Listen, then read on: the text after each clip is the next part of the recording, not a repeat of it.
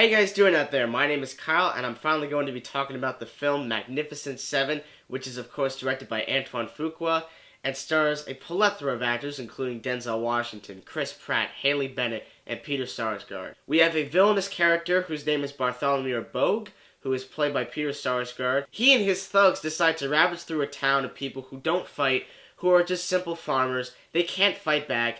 And he decides, no, I'm going to take over this town because you guys can't do anything about it and because I am totally evil. And one woman, who is played by Haley Bennett, decides to recruit 7 outlaws to help fight back against these guys and save their town because, as Denzel Washington said, these people deserve to get their lives back. So I went to go see this movie a few days ago with a couple of my friends, and I gotta tell you, I had an absolute blast watching this movie. I loved The Magnificent Seven. And yes, guys, I get that this movie is a remake of the 1960s film Magnificent Seven, which itself is also a remake of one of the greatest films of all time, and my favorite foreign film, Seven Samurai. This film not only just rose the Western genre back from the dead, but this movie reminded me very clearly about why I love blockbusters. I love the fact that this is a diverse cast.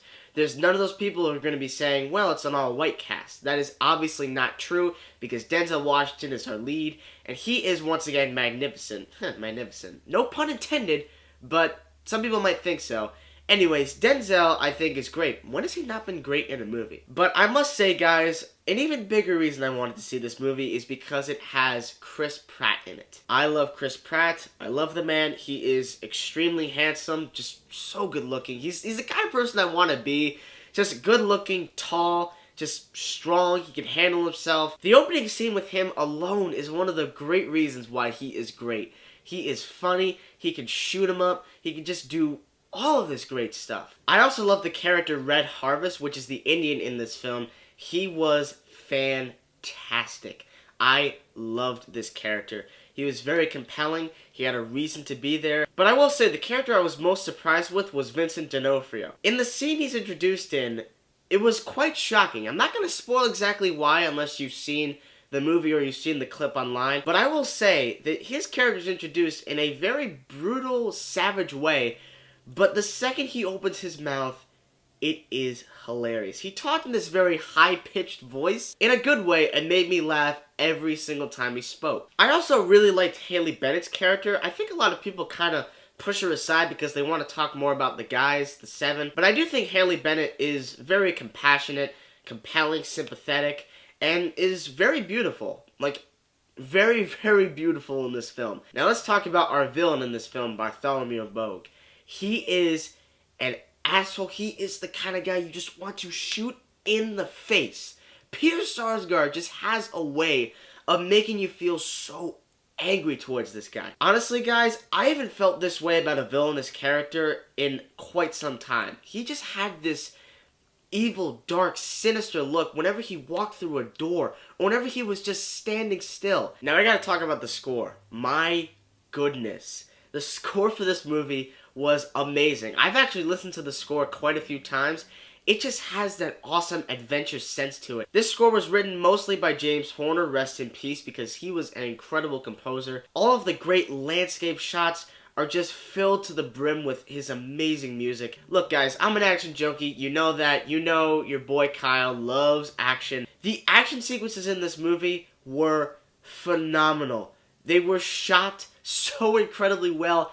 Everything is in front of you. There's none of that shaky cam, quick cut editing crap that we've seen. Thank goodness. Antoine Fuqua completely understood that that is the wrong way to go, and that's the way that we're going for some reason, and decided, you know what, we're going to go back to that awesome classic action. You know, the one where you can actually see what's going on without having to do 40 different cuts of someone punching someone else in the face. Towards the end, when they have the big final shootout, there are so many things that have to be directed extremely well and cohesive, and luckily Fuqua knows exactly how to tell visual storytelling, because every action sequence and every action moment feels so captured on screen. So even though my favorite thing about the movie was the action, what I think was the best thing about this movie is that it knew exactly what it wanted to be. This movie had a villain that you hated. You wanted to kill him. You just hated this guy. You have charismatic leads that are actually very likable despite the fact that they're outlaws, they're villains.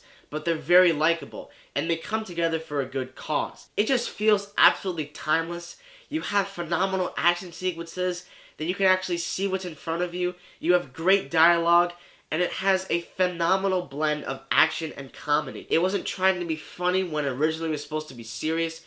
The filmmakers knew exactly what to do with this movie. I do have some flaws with the movie, though. I do think one of the biggest problems was that two of the characters of the seven were not really developed well. The first one is the Mexican, because in all honesty, I don't remember his name at all. All I knew him by was the Mexican, and he was called that by Chris Pratt. And the second thing is, I wasn't a big fan of Ethan Hawke's character. Now, I'm not really a big fan of Ethan Hawke in general. I think he's okay. I've never been really blown away by any of his performances. I really wish there could have been a little bit more development to his character. There is some given, but it feels very shoehorned in. Like, we're not really given the time to set this up like we did for many other characters. My other negative is that this movie is definitely very predictable, but I don't really fault it for that, because if we're really going to blame this movie for being predictable, we're going to be calling basically every action film ever made predictable, because we know the heroes are going to survive, we know the villain's going to be dead. However, there were a couple of things that I don't want to spoil, but there are a couple of things that I thought were a little bit unpredictable towards the end. Things that I didn't really expect. Characters that might not make it. As I walked out of the theater, I had this sense of fulfillment. Like I saw something that just felt complete. Because I've had an issue with movies before where I walk out and I don't feel like I had a complete theatrical experience. This movie completely changed that for 2016. I felt so fulfilled and happy walking out of this theater.